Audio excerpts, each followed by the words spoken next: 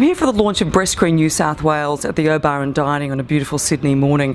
The launch has invited some really wonderful speakers this morning. I've had a chance to talk to Kerry-Ann Kenley about her very personal journey with breast cancer. Melissa Hoyer obviously hosted it for news.com. Also had a chat to Dr. Sanchia Aranda from the Institute of Cancer and Julie McCrossan. There were some wonderful insights. It was a great panel discussion and I'm sure you'll get a lot out of it. Well, I'm here with Professor Sanchia Aranda, and it was fantastic that you were here this morning to really give us some insight into the statistics, first of all, which I thought were horrifying. You were saying that there was, I think, 17 women, I brought back to New South Wales, but 17 women in New South Wales a week that die, yes, that die from breast cancer. 12 are diagnosed every day and 17 die every week. And 1 in 9 women in their lifetime will get breast cancer. Yeah. That's right. And I just sort of sat there and choked on my coffee. Yep. But I think this is really, my reason to screen is all about obviously early detection and getting out there and doing something about it. Why aren't we just, there's free screening, why don't we do it? Why don't we just make it a priority?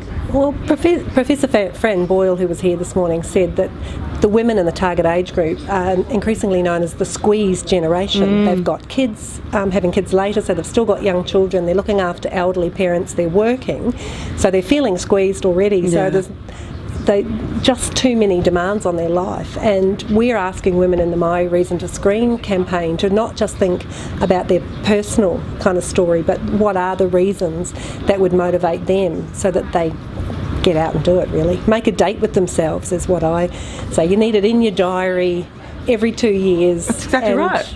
It's programmed then, isn't it? Yeah, and I don't think many people have paper diaries anymore, but it's whatever it is, it's actually, if it's in there and you can see it on the horizon and there's a reminder, then I think you'll do it. But it's those little simple things, isn't it, that we've got to just do. And in fact, electronic diaries make it easier because you can book for years in advance. Yeah. And do your 2-yearly reminder to make that booking and get in. And it's really important for women to understand that it isn't painful. It's a bit uncomfortable, but it's painful, it's quick, and it's free, and you can do it in your lunch break. Well, this is the thing. One of the speakers was sort of saying, I think it was the minister. She was saying she went in and had it last week, and it took all of 10 minutes. She said, fill out the form beforehand, but I was in and out in 10 minutes. Yeah. It is when really time fast. is an excuse, it's actually not an excuse. It's not an excuse.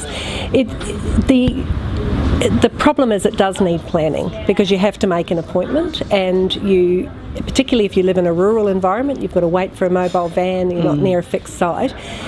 But those dates when those vans are going to be there are advertised ahead of time, and so you can be there and booked in, make it planning.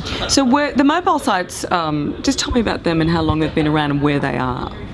So we have 42 fixed sites and over 200 sites altogether. So the mobile vans go to about 160 different places across New South Wales in hard-to-reach communities in particular. Right. But the focus is really trying to make sure that no woman has to travel huge distances to get a mammogram, that the mammogram comes to them.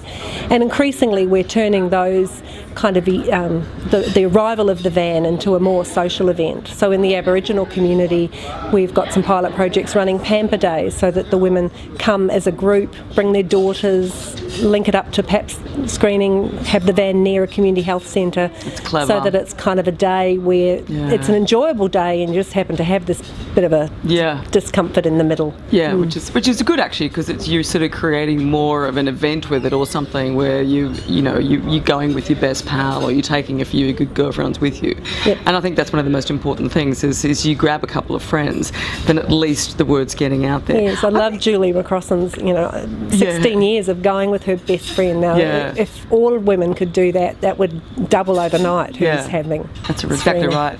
And the thing is, I don't think the message is also out there about the free screening that's available through New South Wales. Yes. It's not only New South Wales, is it? No, it's a national program. So the breast screen services right across the country are free.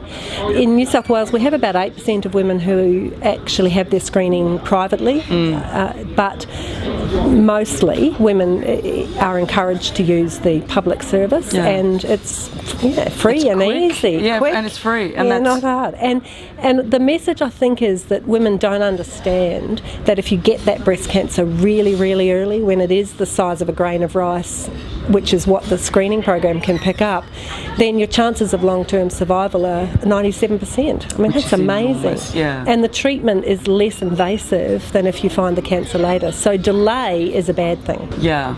So early detection, we talk about it, but I don't think we actually really understand the impact of it until you actually hear someone like Kerry-Ann Kennelly, and also what Julie's going through, but more so about the process, and you go, God forbid that would be me. But if you just get up and just do it. And women of our generation remember their mother's generation, and they all had mastectomies, and it was awful, Ugly, really. yeah. And they were big mastectomies that took all your muscle off your chest. It's not like that these days. If you catch it small, it's just a little removal of the lump, some radiotherapy to catch the cells that might have migrated into the breast, and possibly chemotherapy if you're slightly high risk. But less and less women are needing chemotherapy as well, because they're getting diagnosed early. That's exactly that's all we want to hear. So the less treatment that you get, the more that it's just a little blip in the road. Yeah, fantastic. Well, it's just important to get the word out there, and I think it's great. I thought this morning was terrific just to hear all those stories, because they're real stories, people can relate to them. But the stats, let's try and improve on them. Yes, let's get at least the other 50% of women lining up. Yeah, that's right. Thank you. Thank you.